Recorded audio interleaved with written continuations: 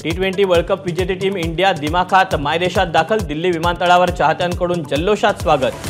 Grand welcome नंतर पंतप्रधान मोदींची भेट घेणार।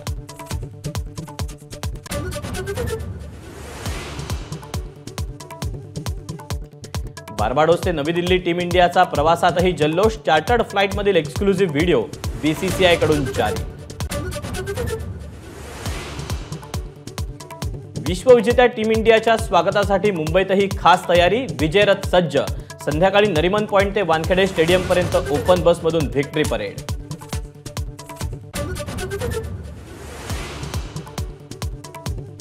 राजकारणात आल्यापासून मी पक्ष बदलला नाही। राज्याची जनता हाच माझा पक्ष। अजित पवारांचा दावा। विरोधक राजकारण करणारे तर मी काम करणारा। अजित पवारांचा टोला। अंबादास दानवेंच्या निलंबनाचा आज फेरविचार। देवेंद्र फडणवीसांची माहिती। तर इंस्टाग्राम प्रोफाईल बायोमध्ये दानवेंकडून निलंबित विरोधी पक्षनेता असा उल्लेख।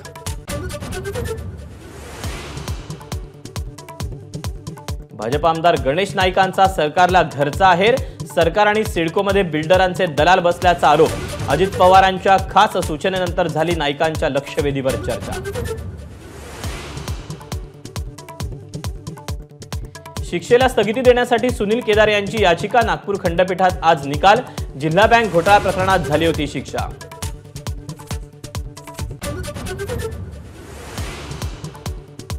कल्याणीनगर अपघात प्रकरणात जामीन मिळालेला विशाल अग्रवाल पिंपरी चिंचवड पोलिसांच्या ताब्यात। हाऊसिंग सोसायटीची फसवणूक केल्याप्रकरणी अटक।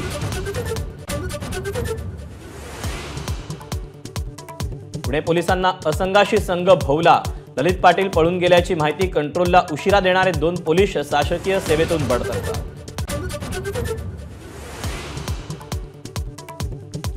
हाथरस चेंगराचेंगरीनंतर भोलेबाबाचा शोध युद्धपातळीवर। मैनपुरी आश्रमाला पोलिसांचा घेराव तर दुर्घटनेला समाजकंटक जबाबदार असल्याचा वकिलामार्फत दावा।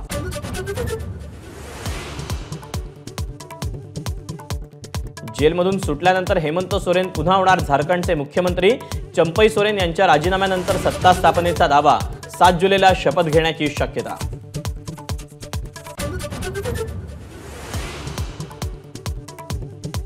शहीद अग्निवीरांना पुरेशी मदत मिळाली नसल्याच्या राहुल गांधींच्या दाव्यानं सैनिकांकडून खंडन। शहीद जवान अजय कुमारच्या कुटुंबियांना 98 लाखांची मदत मिळाल्याची एक्सवर पोस्ट। नीट फेर परीक्षेच्या विरोधात गुजरातमधील 56 विद्यार्थ्यांनी सुप्रीम कोर्टात याचिका दाखल केली। परीक्षा रद्द होऊ नये, गैरप्रकार करणाऱ्यांवर कारवाईची मागणी। राज्यात झिकाचे 8 रुग्ण। खबरदारीच्या सूचना।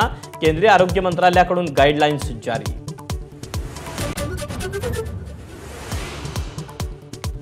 मुंबईसह राज्याच्या अनेक शहरात टोमॅटोचा दर 100 रुपये किलो। बाजार समित्यांमध्ये टोमॅटोची आवक घटल्यानं दर अजून वाढण्याची भीती।